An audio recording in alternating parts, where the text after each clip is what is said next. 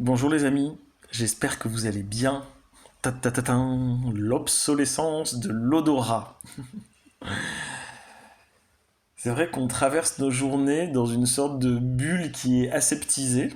Alors plus ou moins, évidemment, ça dépend de où on vit, dans quel cadre on vit, de plein de choses. Je vais pas rentrer dans tous les détails de la vie de chacun, mais quand on sort de chez nous, qu'on prend le métro par exemple, ou la voiture, quand on rentre dans un bureau, quand on fait nos courses, si on y prête attention, on réalise une chose impensable il y a encore un siècle, je dirais.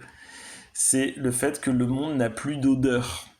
Ou plutôt qu'il n'y a plus que l'odeur du propre industriel. Évidemment, le monde a une odeur, il y a des odeurs de peau d'échappement, il y a des odeurs de merde de chien, il y a des odeurs de plein de choses. Quand on rentre dans un magasin de parfums, il y a des odeurs.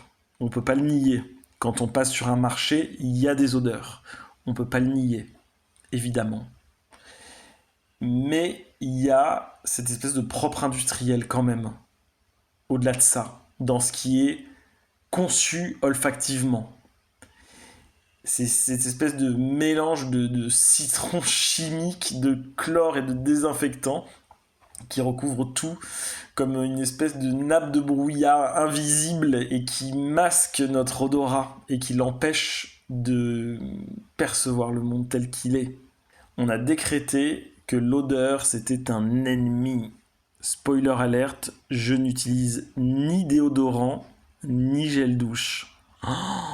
Et ce depuis des années et personne ne s'en est jamais plaint. Et au contraire, on me dit souvent que je sens très bon. Alors que c'est l'odeur de mon corps. Et ce qu'on a fait, c'est qu'on a complètement chassé les effluves de la terre. Ce musc des bêtes, ce parfum lourd des saisons qui change, et même l'odeur de la fatigue humaine.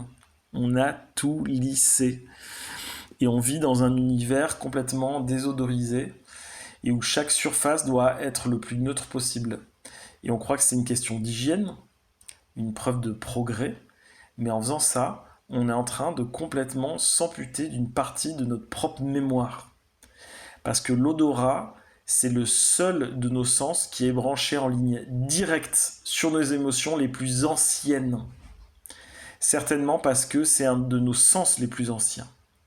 Et une odeur, elle te demande pas la permission, elle te percute et elle t'envoie instantanément à un après-midi d'enfance, à une personne disparue, à un lieu oublié, parce qu'elle te connecte direct. C'est le principe de la Madeleine de Proust. C'est Proust. Alors vous allez me dire, Proust c'est le goût, et puis c'est l'idée de la Madeleine.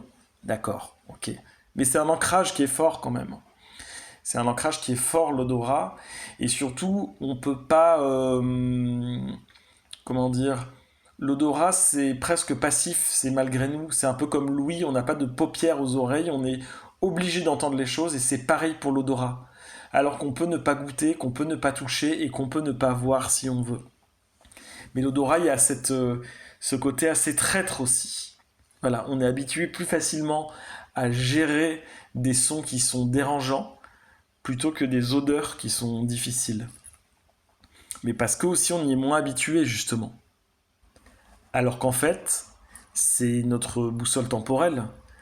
En vivant dans ce vide olfactif, on est en train de complètement devenir des sortes d'amnésiques sensorielles.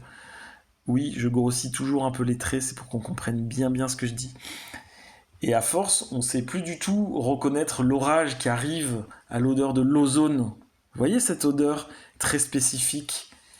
Et on ne sait plus du tout distinguer la maturité d'un fruit ou la santé d'un sol. Et on est devenu complètement infirme du nez. On compense cette perte en achetant des bougies parfumées qui imitent hyper maladroitement exactement tout ce qu'on a détruit. Forêt de pin, linge frais, feu de bois, c'est complètement absurde.